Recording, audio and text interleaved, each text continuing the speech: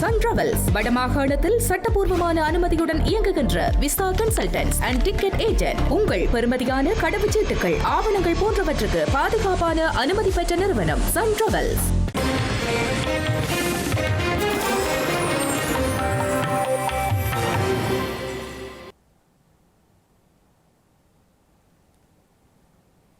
வணக்கம். இது ஐபிசி தமிழின் பிரதான செய்திகள். முதலில் தலைப்புச் செய்திகள். 36 ஆண்டு கால நில அபகரிப்புக்கு எதிர்ப்பு. நாளை யாழ் மாவட்ட செயலகத்திற்கு முன்பாக மயிலிட்டி மக்கள் போராட்டம். கொழும்பில் சிவாஜிலிங்கத்திற்கு சத்திர சிகிச்சை நிறைவு. தீவிர கண்காணிப்பில் உள்ளதாக தமிழ் தேசிய கட்சி தகவல். காலிமுகத்திடலில் புதிய சாதனை. 5000க்கும் மேற்பட்ட கலைஞர்கள் ஒரே நேரத்தில் பங்கேற்ற பிரம்மாண்ட நாட்டிய நிகழ்வு. வெளிநாட்டில் பதுங்கியிருந்த 2 முக்கிய குற்றவாளிகளை நாட்டிற்கு அழைத்து வந்த ஸ்ரீலங்கா காவல்துறை. பாதாள உலக குழுவுக்கு தொடர்ந்தும் வலைவீச்சு. நீதிமன்ற அதிகாரி செய்த முறைகேடு. வவுனியாவில் சிக்கிய 3 எதிராக காவல்துறையினர் சட்ட நடவடிக்கை. ஜூலை 4ஆம் தேதி ஆரம்பமாகிறது அயதுல்லா அரிகமேனியின் இறுதிச் சடங்கு. ஜூலை 9 நல்லடக்கம். இனி விரிவான செய்திகள். வலிகாமம் வடக்கில் 36 ஆண்டுகளுக்கு மேலாக மக்களது காணிகள் விடுவிக்கப்படாத நிலையில் மயிலிட்டி மக்கள் நாளைய தினம் யாழ்ப்பாண மாவட்ட செயலகம் முன்பாக போராட்டம் ஒன்றை முன்னெடுக்க உள்ளனர்.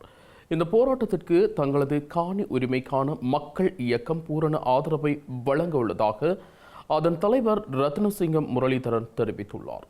குறிப்பாக சொந்த மண்ணை இழந்து தவிக்கும் மயிலிட்டி மக்களின் நியாயமான இந்த உரிமை குரலுக்கு ஆதரவளிக்கும் வகையில் அரசியல் பிரதிநிதிகள், சமூக ஆர்வலர்கள், பொது அமைப்புகள் என அனைவரும் இந்த போராட்டத்திற்கு அணிதிரண்டு வருகை தருமாறும் அவர் கோரிக்கை விடுத்துள்ளார்.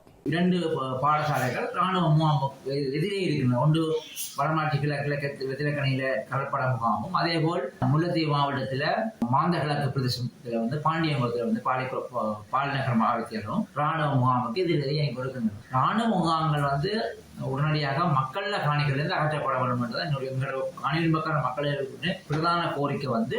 மக்களுடைய காணிகள் மக்களுக்கு வழங்கப்பட வேண்டும். மக்கள குடியிருப்பு காணிகள் விவசாய நிலங்கள் ராணுவ முற்றாக அகற்றப்பட வேண்டும். அந்த வகையில தான் இந்த மயிலிட்டி மக்கள் வருகின்ற தங்கள 36 முடிந்து 37 சொல்லி வரவேற்கின்ற 15ஆம் தேதி யாழ்ப்பாண கச்சேரிக்கு முன்னுக்கு மிகப்பெரிய ஒரு கண்டன ஆர்ப்பாட்டத்தை மேற்கொள்வதற்கு திட்டமிட்டிருக்கின்றனர். அந்த கண்டன ஆர்ப்பாட்டத்துக்கு வடமாகாண காணொலிமைக்கு நாங்கள் பூரண ஒத்துழைப்பை வழங்குவதோடு போராட்டத்தில் கலந்து கொள்வதாக நாங்கள் தீர்மானித்திருக்கின்றோம். அந்த வகையிலே அதே போன்று நான் பகிரங்கமாக ஒரு வேண்டுகோள் வருகிறேன் சொன்னால், யாழ் மாவட்டத்தில் உள்ள அனைத்து பொதமைப்புகள், சிவில் அமைப்புகள், மக்கள் நலன் சார்ந்து செயல்படுற அனைத்து அமைப்புகளும் அந்த மக்களின் காணி விடுதலைக்காக தொடர்ந்து குரல் கொடுத்து இந்த போராட்டத்தில் பங்கெடுக்க வேண்டும் என்பதை கேட்டுக்கொள்கிறேன். தமிழ் தேசிய கட்சியின் செயலாளர் நாயகமும் வல்வட்டுத்துறை நகர சபையின் தவிசாளருமான MK சிவாஜிலிங்கத்திற்கு சிறுநீரக மாற்று சத்திர சிகிச்சை வெற்றிகரமாக நடைபெற்றுள்ளதாக தெரிவிக்கப்படுகிறது. கொழும்பில் உள்ள பிரபல தனியார் வைத்தியசாலை ஒன்றில் கடந்த 11ஆம் தேதி வியாழக்கிழமை இந்த சத்திர சிகிச்சை மேற்கொள்ளப்பட்டுள்ளது. தற்போது அவர் வைத்தியர்களின் தீவிர கண்காணிப்பில் உள்ளதாகவும் அவருக்கான அடுத்த கட்ட மருத்துவ சிகிச்சைகள் வெற்றிகரமாக வழங்கப்பட்டு வருவதாகவும் தமிழ் தேசிய கட்சியினர் உத்தியோகபூர்வமாக அறிவித்துள்ளனர். நீண்டகாலமாக சிறுநீரக குறைபாட்டினால் பாதிக்கப்பட்டு அதற்கான சிகிச்சைகளை பெற்று வந்த நிலையிலேயே அவருக்கு இந்த சிறுநீர் மாற்று சத்திர சிகிச்சை தற்பொழுது மேற்கொள்ளப்பட்டுள்ளது. அவர் விரைவில் முழுமையான உடல் நலத்துடன் மீண்டும் வர வேண்டும் என பல அரசியல் தலைவர்களும் ஆதரவாளர்களும் தமது வாழ்த்துக்களை தெரிவித்து வருகின்றனர். இலங்கை வரலாற்றில் முன் எப்போதும் இல்லாத வகையில் ஒரே நேரத்தில் 5000க்கும் மேற்பட்ட பரதநாட்டிய கலைஞர்கள் பங்கேற்ற நடன நிகழ்வு இன்றைய தினம் கொழும்பு காலி முகத்திடலில் மிக பிரம்மாண்டமாக இடம்பெற்றுள்ளது.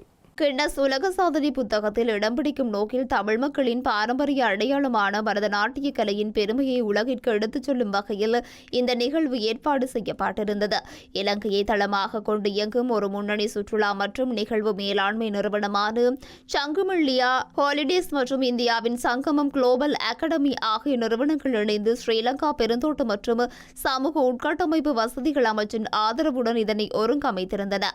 இன்றைய தினம் காலை 6 மணிக்கு ஆரம்பமான இந்த வரலாற்று சிறப்புமிக்க நிகழ்வில் இலங்கை மற்றும் இந்தியாவின் பல்வேறு பகுதிகளிலிருந்து வருகை தந்து 5000த்திற்கும் மேற்பட்ட இளம் நடனக் கலைஞர்கள், ஆசிரியர்கள் மற்றும் பயிற்றுவிப்பாளர்கள் ஒன்றிணைந்து ஒரே மேடையில் நடன பயிற்சியில் ஈடுபட்டு இந்த சாதனையை நிகழ்த்தியுள்ளனர். இவர்களது கூட்டு பிரயாத்தனம் காலிமுக திடலுக்கு வருகை தந்திருந்த பார்வையாளர்களை பெரிதும் கவர்ந்திருந்தமை குறிப்பிடத்தக்கது. இலங்கையில் ஒழுங்கமைக்கப்பட்ட குற்றங்கள் மற்றும் போதைப்பொருள் கடத்தல்களில் ஈடுபடும் பாதாள உலகக்குழு உறுப்பினர்களான மோதிர நிபுண என்பவரின் சகோதரர் மற்றும் ப்ளூமெண்டல் சங்கா ஆகிய 2 குற்றவாளிகள் நாட்டிற்கு அழைத்து பெறப்பட்டுள்ளதாக ஸ்ரீலங்கா காவல்துறை அறிவித்துள்ளது. இலங்கையிலிருந்து தப்பியோடிய அபுதாபியில் மறைந்திருந்து ஒழுங்கமைக்கப்பட்ட குற்றங்கள் மற்றும் போதைப்பொருள் கடத்தல்களில் ஈடுபடும் பாதாள உலகக்குழு உறுப்பினர்களான மோதிர நிபுண என்பவரின் சகோதரன் மற்றும் புளோமெண்டல் சங்கா ஆகிய இருவரும் ஐக்கிய அரபு அமீரகத்தின் அபுதாபியில் சிக்கியிருந்த போது அந்த நாட்டு பாதுகாப்பு பிரிவினரால் கைது செய்யப்பட்டிருந்தனர். மத்திய கிழக்கு போரின் போது ஈரான் தாக்குதல்களுக்கு பயன்படுத்திய ட்ரோன் விமானங்கள் மற்றும் ஏவுகணைகளின் புகைப்படங்கள் மற்றும் காணொலிகளை தங்களது கைபேசி வைத்திருந்த குற்றத்திற்காக அவர்கள் கைது செய்யப்பட்டிருந்தனர். அதன் பின்னரே அவர்கள் நேற்றிரவு இலங்கைக்கு நாடு கடத்தப்பட்டிருந்தனர். நாட்டிற்கு அழைத்து செல்லப்பட்ட சந்தேக நபர்கள் இருவரையும் விமான நிலைய குற்றப்புலனாய்வு திணைக்கள அதிகாரிகள் கைது செய்து அவர்களிடம் விரிவான வாக்குமூலங்களை பதிவு செய்த பின்னர் மோதிர சத்திரகொழும்பு நாரகன்பட்டியில் உள்ள மத்திய குற்றப்புலனாய்வு பணியகத்திற்கு அழைத்துச் சென்றுள்ளனர். இதேவேளை ப்ளூமெண்டல் சங்கா என்பவரிடம் விமான நிலைய குற்றப்புலனாய்வு திணைக்கள அதிகாரிகள் தொடர்ந்தும் தடுத்து வைத்து வாக்குமூலங்களை பதிவு செய்து வருவதாகவும் தெரிவிக்கப்பட்டுள்ளது.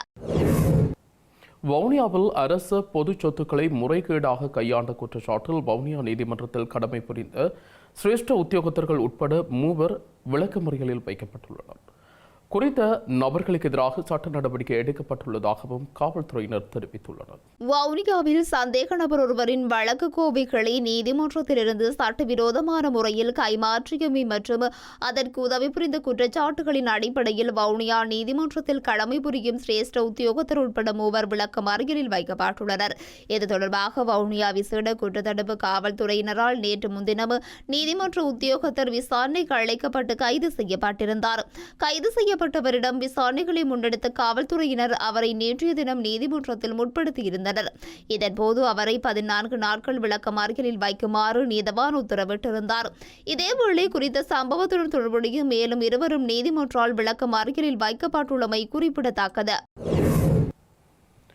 நீண்ட காலமாக பிற்போடப்பட்டுள்ள மாகாண சபை தேர்தலை நடத்துவதில் காணப்பட்ட சட்ட சிக்கல்களுக்கு முற்றுப்புள்ளி வைக்கும் வகையில் புதிய சட்டமூலம் ஒன்றை நாடாளுமன்றத்தில் சமர்ப்பித்து நிறைவேற்றுவதற்கு அரசாங்கம் தீர்மானித்துள்ளது.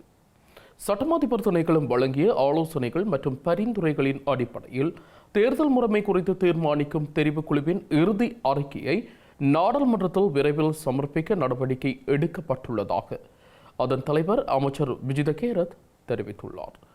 மாகாண சபை தேர்தலை நடத்துவதற்கு தற்போதுள்ள சட்ட ரீதியான தடைகள் மற்றும் அவற்றிற்கான தீர்வுகள் குறித்து ஆராயும் நாடாளுமன்ற விசேட தெரிவுக்குழு அண்மையில் கூடிய போது இந்த முக்கிய தீர்மானம் எடுக்கப்பட்டுள்ளது.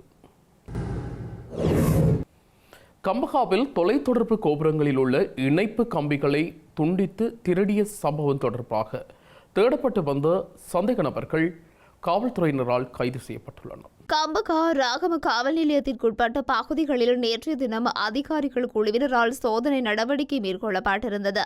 இதன்போது 2 சந்தேக நபர்கள் கைது செய்யப்பட்டுள்ளதுடன் அவர்களிடமிருந்து 17 கிராம் 700 மில்லிகிராம் ஐஸ் போதைப் பொருளும் காவல்துறையினரால் மீட்கப்பட்டுள்ளது.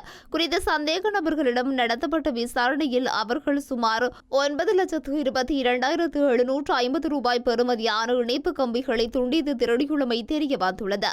கைது செய்யப்பட்டவர்கள் ரதுபஸ்வல மற்றும் கடவத்தை பிரதேசங்களைச் சேர்ந்த 27 மற்றும் 34 வயதுடையவர்கள் என தெரிய வந்துள்ளது. அத்துடன் குறித்த சந்தேக நபர்களிடம் மேற்கொள்ளப்பட்ட விசாரணைகளின் அடிப்படையில் திருடப்பட்ட இணைப்பு கம்பிகளின் ஒரு பகுதி கைப்பற்றப்பட்டுள்ளதுடன் குறித்த சம்பவம் தொடர்பான மேலதிக விசாரணைகளை ராகம காவல்துறையினர் மேற்கொண்டு வருகின்றனர். இதேவேளை முரட்டுவ காவல் பிரிவில் குற்றத்தடுப்பு கடமையில் ஈடுபட்டிருந்த அதிகாரிகள் குழு ஒன்றினால் சுமார் 1,80,000 ரூபாய் பெறுமதியான தொலைபேசி இணைப்பு கம்பிகளை துண்டித்து திருடியமை மற்றும் வீடுகளை உடைத்து சொத்துக்களை கொள்ளையடித்தமை உள்ளிட்ட குற்றச்சாட்டுகளின் கீழ் நபர் ஒருவர் கைது செய்யப்பட்டுள்ளார். கைது செய்யப்பட்டவர் ராவத்தாவத்த பகுதியைச் சேர்ந்த 51 வயதுடையவர் என காவல்துறையினர் தெரிவித்துள்ளனர். குறித்த நபரிடம் நடத்தப்பட்ட விசாரணைகளின் அடிப்படையில் திருடப்பட்ட தொலைக்காட்சி பெட்டியொன்று மற்றும் செப்பு கம்பி தொகுதியும் காவல்துறையினரால் கைப்பற்றப்பட்டுள்ளது. அம்பாறை மாவட்டம் சம்மாந்துறை தொகுதிக்குட்பட்ட இரக்காமம் பிரதேசத்தின் ஐக்கிய மக்கள் சக்தியின் புனரமைப்பு மற்றும் அமைப்பு வலுப்படுத்தல் தொடர்பான முக்கிய கலந்துரையாடல் ஒன்று இடம்பெற்றுள்ளது. அம்பாறை சம்மாந்துறை இரக்காமம் பிரதேசத்தின் ஐக்கிய மக்கள் சக்தியின் புனரமைப்பு மற்றும் அமைப்பு வலுப்படுத்துதல் தொடர்பான முக்கிய கலந்துரையாடல் பிரதேச சபையின் உறுப்பினர் தலைமையில் ஒன்று இடம்பெற்றுள்ளது. குறித்த கலந்துரையாடலில் பிரதேசத்தின் எதிர்கால அபிவிருத்தி திட்டங்கள், மக்களின் அன்றாட பிரச்சினைகளுக்கு தீர்வு காணும் வழிமுறைகள் மற்றும் கட்சியின் அடித்தள கட்டமைப்பை வலுப்படுத்துதல் நடவடிக்கைகள் குறித்தும் விரிவாக ஆராயப்பட்டது. அத்துடன் கட்சியின் செயற்பாடுகளை கிராம மட்டத்தில் மேலும் வலுப்படுத்தும் நோக்கில் வட்டார அமைப்பாளர்கள், இளைஞர்கள் அமைப்பாளர்கள் மற்றும் மகளிர் அமைப்பாளர்களின் நியமிப்பது தொடர்பிலும் விரிவான கலந்துரையாடல்கள் இடம்பெற்றது. மக்களின் எதிர்பார்ப்புகளை நிறைவேற்றும் வகையில் ஒற்றுமையுடனும் அர்ப்பணிப்புடனும் செயல்பட வேண்டியதன் அவசியம் வலியுறுத்தப்பட்டதுடன் எதிர்கால அரசியல் மற்றும் சமூக சேவை திட்டங்களை ஒருங்கிணைத்து முன்னெடுக்கவும் தீர்மானிக்கப்பட்டது. தமிழகத்தில் மின்வெட்டை ஏற்படுத்த தனிநபர்கள் சிலர் சதி செய்வதாகவும் மின்வெட்டு ஏற்படும் இடங்களில் உடனுக்குடன் நடவடிக்கை எடுக்கப்பட்டுள்ளதாகவும் அமைச்சர் நிர்மல்குமார் தெரிவித்தார். தமிழகத்தில் மின்வெட்டை ஏற்படுத்த தனிநபர்கள் சிலர் சதி செய்வதாக அமைச்சர் நிமல்குமார் குற்றம் சுமத்தியுள்ளார். சில இடங்களில் உருக்கு கம்பி திருடப்பட்டுள்ளதாகவும் மின்வெட்டு பிரச்சினை உடனுக்குடன் சரி செய்யப்பட்டுள்ளதாகவும் அவர் தெரிவித்துள்ளார். அத்துடன் போராட்டம் நடத்த மக்களை சிலர் தூண்டுவதாகவும் சூரிய ஒளி மின்சக்தி உற்பத்திக்கு விரைவில் ஒரு புதிய கொள்கை கொண்டுவரப்படும் எனவும் அவர் உறுதியளித்துள்ளார். அத்துடன் மின்சாரத்துறை கட்டமைப்பு போதுமானதாக இல்லை எனவும் தமிழகத்தில் எங்கெங்கு மின்வெட்டு ஏற்படுகிறது என்பது குறித்து மக்களுக்கு முன்கூட்டி தெரியப்படுத்தப்படும் எனவும் அவர் குறிப்பிட்டுள்ளார். பெரம்பூரில் மின்தடை ஏற்பட்ட 40 நிமிடங்களில் சரி செய்து மின் விநியோகம் சரி செய்யப்பட்டது எனவும் ஆனால் இரவு முழுவதும் மின் விநியோகம் இல்லை என்பது போல தகவல்கள் பரப்பப்பட்டதாகவும் அவர் குறிப்பிட்டுள்ளார். மின்தடை ஏற்பட்டால் முடிந்தவரை விரைவாக சரி செய்ய நடவடிக்கை எடுக்கப்படும் எனவும் சமூக ஊடகங்கள் மூலமாக வரும் மின் விநியோகம் தொடர்பான குறைபாடுகள் சரி செய்யப்படுவதாகவும் அவர் தெரிவித்துள்ளார். இரவு நேரங்களில் மின் விநியோகம் தொடர்பான குறைகளை சரி செய்ய குழுக்கள் அமைக்கப்பட்டுள்ளதாகவும் அமைச்சர் குறிப்பிட்டுள்ளார். ஈரானின் மறைந்த உச்ச தலைவரான அயதுல்லா அலி கெமனி மற்றும் அவரது குடும்பத்தினருக்கான உத்தியோகபூர்வ இறுதிச் சடங்குகள் எதிர்வரும் ஜூலை மாதம் 4ஆம் திகதி ஆரம்பமாகி ஜூலை மாதம் 9ஆம் திகதி நல்லடக்கத்துடன் நிறைவடையும் என ஈரான் அரசு ஊடகங்கள் அறிவித்துள்ளன. கடந்த பிப்ரவரி 28ஆம் தேதி அவரது இல்லத்தின் மீது நடத்தப்பட்ட அமெரிக்க ஆஸ்திரேலிய கூட்டு வான்வெளி தாக்குதலில் அலி கமேனி உயிரிழந்தார். போர் சூழல் மற்றும் பாதுகாப்பு காரணங்களால் அவரது இறுதிச் சடங்குகள் கடந்த மாதங்களாக பலமுறை ஒத்திவைக்கப்பட்டன. தற்போது வெளியிடப்பட்டுள்ள உத்தியோகபூர்வ அறிவிப்பின்படி புனித முகரம் மாதத்தையொட்டி இந்த இறுதி நிகழ்வுகள் திட்டமிடப்பட்டுள்ளன. இந்த இறுதிச் சடங்கு நிகழ்வுகளில் சுமார் 20 மில்லியனுக்கும் அதிகமான மக்கள் கலந்து கொள்வார்கள் என எதிர்பார்க்கப்படுவதால் ஈரான் முழுவதும் பாதுகாப்பு ஏற்பாடுகள் உச்சகட்டத்தை எட்டியுள்ளதாக தெரிவிக்கப்படுகிறது. செய்திகளின் நிறைவாக மீண்டும் தலைப்புச் செய்திகள். 36 ஆண்டு கால நில அபகரிப்புக்கு எதிர்ப்பு. நாளை யாழ் மாவட்ட செயலகத்திற்கு முன்பாக மயிலிட்டி மக்கள் போராட்டம். கொழும்பில் சிவாஜிலிங்கத்திற்கு சத்திர சிகிச்சை நிறைவு. தீவிர கண்காணிப்பில் உள்ளதாக தமிழ் தேசிய கட்சி தகவல். காலிமுகத்திடலில் புதிய சாதனை. 5000க்கும் மேற்பட்ட கலைஞர்கள் ஒரே நேரத்தில் பங்கேற்ற பிரம்மாண்ட நாட்டிய நிகழ்வு. வெளிநாட்டில் பதுங்கியிருந்த 2 முக்கிய குற்றவாளிகளை நாட்டிற்கு அழைத்து வந்த ஸ்ரீலங்கா காவல்துறை. பாதாள உலக குழுவுக்கு தொடர்ந்தும் வலைவீச்சு.